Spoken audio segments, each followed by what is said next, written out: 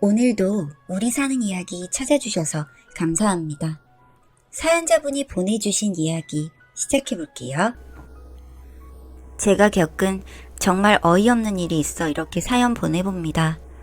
저는 한 번 결혼을 했던 여자입니다. 그 당시 저와 결혼한 남자, 즉 신랑은 작은 공장을 운영하고 있었습니다. 말 그대로 정말 작은 공장이라 일하는 직원도 5명 정도 되었던 것 같아요. 저는 처음에 그 공장에 아르바이트를 하러 갔는데 신랑이 다른 직원들보다 월급을 더 많이 챙겨주고 저에게 친절히 대해줘서 생각했던 기간보다 더 오래 일을 하고 있었습니다. 그러다가 하루는 신랑이 저에게 대뜸 고백을 해오더군요. 저를 좋아해서 한번 정식으로 만나보고 싶다고요. 그래도 저는 신랑과 연애를 해보고 싶은 마음도 결혼을 할 생각도 없었기 때문에 정중하게 거절을 했습니다. 그렇게 깔끔히 거절을 했으니 됐다고 생각했는데 그건 제 생각일 뿐이었나 봅니다. 그날부터 일을 하고 있는데 멀리서 자꾸 지켜보는 시선이 느껴지기도 하고 그 이후 공장에서 일이 불편해지기 시작했습니다. 그러다가 어떤 분이 퇴사를 한다고 하셔서 송별회 겸 회식을 하게 되었는데 회식 자리에서 술을 많이 먹어서 그런지 술을 먹다가 필름이 끊겼는데 눈을 뜨니 한 모텔 방안이었습니다. 옆에는 신랑이 누워 있었고요. 뭐랄까요? 그 순간은 정말 하늘이 무너지는 그런 느낌이 들었습니다. 그리고 듣게 된 이야기는 더욱 충격적이었고요. 일어났어? 네, 사장님 이게 무슨... 어제 기억 안 나? 지은 씨가 나랑 사귀자고 모텔 가자고 했잖아. 그럴 리가요.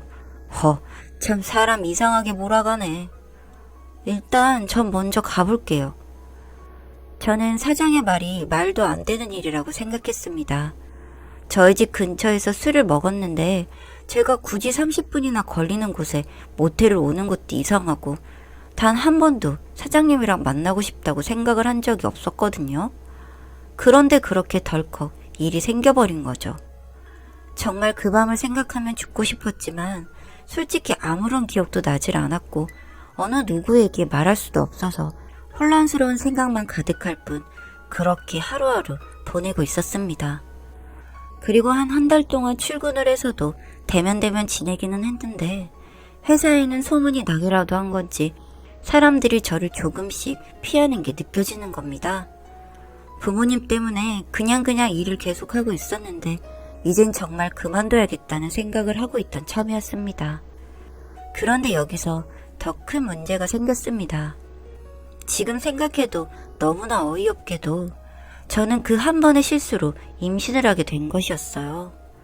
당시에는 임신을 하게 되면 결혼이다 이런 시절이라서 저는 임신 사실을 알려야 하는 건가 고민을 많이 하고 있었는데 신랑이 따로 보자는 말을 했고 따라갔더니 아직도 본인을 만날 생각이 없냐고 하면서 잘해주겠다는 둥 그런 이야기를 하기 시작했습니다.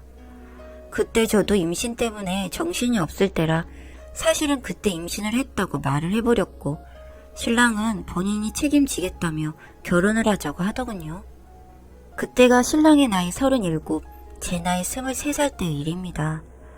부모님께서 나이 차이 때문에 당연히 반대를 하시고 집안이 한번 난리가 났지만 이미 아이가 뱃속에 있다고 하니 받아들이셨습니다. 저 역시 지금 생각하면 정말 멍청하지만 그런 선택을 했고요. 그리고 그렇게 아이를 낳아 키우면서 20년이라는 세월이 지난 것 같습니다. 사랑 없이 시작한 결혼 생활이었지만 그래도 제법 열심히 살아왔다고 생각을 하고 있습니다.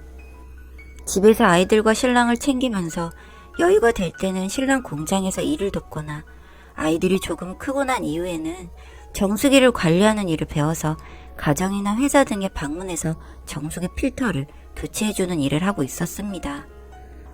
결혼 초기 신랑은 저에게 계속 잠자리를 요구하고 사랑을 갈구했지만 아무래도 저는 신랑을 좋아하는 마음이 있지 않다 보니 적극적으로 신랑의 요구를 맞춰주기엔 어려움이 많았고 강제로 관계를 갖는 일도 많았습니다.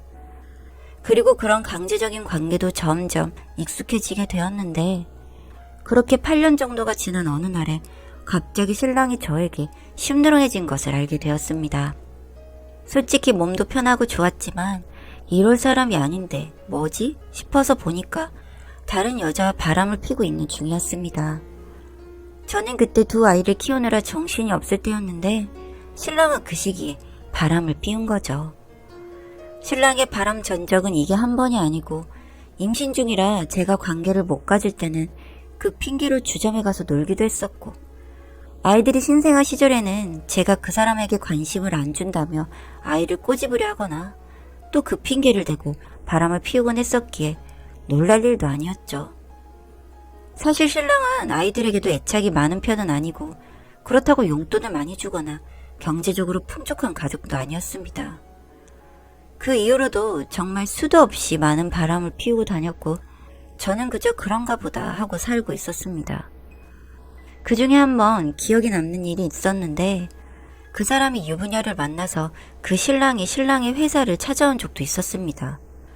저는 이걸 공장 직원들에게 듣게 되었는데 그 남자분이 찾아오셔서 결혼한 여자한테 꼬리친다는 식으로 이야기를 했다고 하는 겁니다. 그러다가 신랑이 그 남자에게 그쪽 밤 기술이 영 별로라서 그렇다는 둥 해가면서 아주 저질스럽게 말싸움을 하다가 결국 그 내연녀가 와서 상황이 종결되었다고 하더군요. 그 이후로는 어떻게 정리가 되었는지 제가 들은 바가 없어서 알지 못하지만 이런 몇 번의 일 때문에 공장에서도 신랑이 바람을 많이 피는 게 소문이 나서 저는 이후로는 부끄러워서 공장에도 잘 안 나가게 되었습니다. 그렇게 남인 듯 대면대면하게 살아오던 중 최근에 일이 터지게 되었습니다. 신랑이 담배를 피러 간 사이에 휴대폰에 카톡이 와서 찾아보니 어떤 여자가 오빠 나 임신한 거 와이프한테 말했어? 이렇게 와 있었고 친구로 추정되는 사람은 또 물땡? 이렇게 와 있었습니다.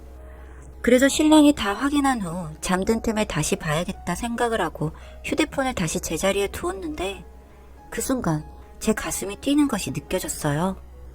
그동안 신랑이 수없이 많은 바람을 피는 와중에도 저에게 단 한 번도 이혼을 요구한 적이 없었는데 이번에는 왠지 다르지 않을까 하는 생각이 들어서였습니다. 그리고 이 내연녀가 임신을 했다고 하니 제가 이혼을 요구하게 될 경우 남편도 오케이 하지 않을까 하는 생각이 들었으니까요. 사실 이제 아이들도 성인이 되었고 아이들이라고 신랑에게 애착이 있을 리가 만무했기 때문에 저에게 항상 이혼해서 우리끼리 살자는 말을 해왔었거든요. 하지만 남편에게 혼인 파탄의 책임을 물을 만한 증거랄 것들이 없었고 아이들이 어릴 때는 성인이 되기만을 기다렸기 때문에 그렇게 시간만 보내고 있던 차였습니다. 어쩌면 이번이 기회가 될 수도 있겠다 싶었기에 그날 저녁 휴대폰을 뒤져서 보니 그 여자는 신랑과 만난 지 몇 달 안 된 것 같은데 저와 비슷한 수법으로 임신까지 하게 되었다는 것을 알게 되었습니다. 내용을 보는데 어찌나 소름이 끼치던지요. 그 당시 저와 결혼할 때에도 어렸던 저에게 물땡이라는 약물을 태워서 관계를 하고 임신까지 시킬 목적이었다는 걸 알게 되었습니다. 그리고 이런 방법으로 종종 여자들을 만난 것도 알게 되었고요. 물론 다른 사람들은 임신까지 가진 않았는데 이번에는 임신까지 된 것 같았습니다.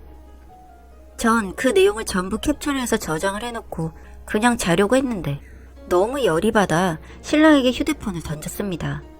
자고 있던 인간이 화를 내면서 일어나더군요. 그래서 물었습니다. 그 어리던 나한테 뭘 먹인 거였어? 자는 사람 깨우다가 뭔 소리야. 카톡에 뻔히 적혀 있잖아. 남의 폰을 왜 봐? 지가 야구로 임시까지 시켜놓은 주제에 모른 척한 거 너무 소름 끼치고 역겨워. 그래서 뭐 어쩌자는 거야 이제 와서. 할 말이 그것뿐이야? 할 말 없어 잠이나 자. 저의 분노는 신랑에게 먼지 같은 것이었고 며칠 뒤 그 내연녀가 저에게 먼저 전화를 걸어왔습니다. 아저씨랑 이혼해주세요. 네? 저 아저씨 사랑해요. 아이 있어요. 누구세요? 아저씨랑 이혼해요. 나 다 알아요. 내가 도와줄게요. 나는 동영상, 사진, 문자 다 있어요. 제가 이혼하는 걸 도와준다고요? 그래요. 나 아이 낳아야 해요. 알고 보니 신랑의 내연녀는 외국인이었습니다. 아마 베트남, 태국 이런 동남아 쪽 여성분 같았는데 근처 공장에서 일을 하는 사람이라고 했고 그 여자에게 갖고 있는 걸 보내달라고 했더니 관계 영상부터 신랑이 자기 중요 부위를 찍어서 보낸 카톡 사진, 그리고 결혼을 이야기하는 말, 저에 대한 험담까지 짧은 시간 동안 참 많이도 짓거리고 다녔더라고요. 그 이야기를 듣고도 저는 생각할 시간을 갖고 있었는데 정말 웃기게도 며칠 뒤에 신랑이 먼저 저에게 이혼을 통보해 왔습니다. 아이가 생겼다고. 이제 우리 아이들은 많이 크기도 했고 어차피 당신만 따르니까 아이들 데리고 가라면서요. 어차피 아이들은 제가 키울 생각이기는 했지만 이 사람에게 아이란 도대체 뭔가 하는 생각이 들었습니다. 신랑은 그렇게 이혼 서류만 주고 떠났고 저는 멍하니 앉아 있었는데 몇 시간 뒤 아이들이 와서 보더니 드디어 이혼하냐고, 그냥 이혼해주지 말고 이혼 소송이라도 걸어야 한다고, 그동안 엄마가 당한 게 있는데 이렇게는 안 된다고 하면서 한두 번도 아닌데 이렇게 넘어가는 건 절대 아니라고, 그동안 바람핀 것들까지 싹 다 해서 소송 걸자고 하더군요. 고맙기도 했지만 아이들이 나서니까 괜스레 미안하고 짠한 마음이 들었고 결국 아이들의 말처럼 그동안의 증거들까지 모아서 이혼 소송 끝에 이혼을 하게 되었습니다.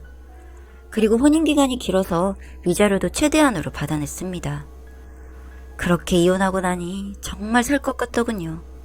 거의 범죄자나 마찬가지인 그놈과 도저히 얼굴 보며 살 수 없었는데 이렇게 이혼해버리고 나니 속이 시원했습니다.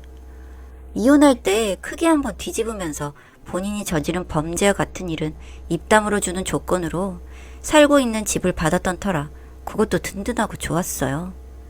아이들은 이제 직장에 다니기 시작했고 정수기 일도 계속하고 지내다 보니 뭐 크게 아쉬울 것도 없이 행복한 나날들이었습니다. 그놈과 살 때는 휴가 한 번 간 적 없었는데 이젠 두 아이들을 데리고 1년에 한두 번은 가족여행도 다니면서 살고 있었죠. 그런데 최근에 오랜만에 신랑 공장 직원인 친구를 만났는데 이혼 당시 그 동남아 여자는 30대인데 60대가 다 되어가는 신랑을 꼬신 거였다고 하더군요. 여기서 또 하나 충격적인 사실은 그놈은 본인이 어떻게 한번 해보려고 별 추잡한 짓까지 다 하고 작업을 친 거였는데 반대로 그 여자는 그놈이랑 결혼하는 게 목표였다고 하는 겁니다. 그걸 그놈도 모르고 당한 거였다고 하더군요. 그래서 좋아서 결혼한 걸 텐데 뭐가 당한 거냐고 했더니 듣게 된 이야기는 놀라웠습니다. 그놈과 결혼한 그 내연녀는 혼인신고를 그렇게 해달라고 조르더니 신고하자마자 아이가 유산되었다고 하면서 집에서 아무것도 안 하고 명품만 사재끼는 등 온갖 사치를 다 하고 돌아다닌다는 겁니다. 그러다가 며칠 동안은 잠수를 타다가 집에 가고 싶을 때 들어가고 완전 제대로 또라이라는 겁니다. 여기에 외국인이라는 것을 내세워서 그놈이 화라도 내면 못 알아듣는 척을 한다든지 관계 동영상이나 범죄에 가까운 행위를 한 것들을 경찰에 신고하겠다고 하며 협박까지 하고 살고 있다고 하네요. 참, 이야기를 듣는데 어쩜 저보다 똑똑하고 야무진지 주변에서도 다들 혀를 내두른다고 합니다. 그렇게 그놈은 주변에서마저도 착한 여자 인생 말아먹더니 이제 지 인생 말아먹고 있다고 아주 제대로 벌받고 있다면서 고소해야 한다고 하더군요. 그렇게 시달리고 있어서 그나마도 없던 머리털에 이제 솜털마저도 빠져간다고 하는데 그 이야기를 듣고 어찌나 꼬시던지 이 고소한 마음을 주체를 못하겠더군요. 그래서 이렇게 사연 보내봅니다. 저처럼 듣고 고소해 하시길 바라면서요. 여기까지 어쩌면 못 나빠진 제 이야기 들어주셔서 감사합니다.